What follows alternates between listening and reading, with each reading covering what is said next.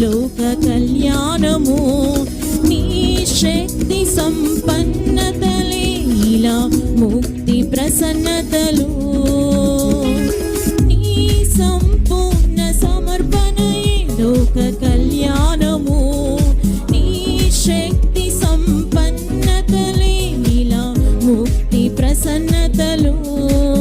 మహనీయమైన నీ పవిత్రతను నా జీవితమంతయు ఘనముగా ప్రకటింతును మహనీయమైన నీ పవిత్రతను నా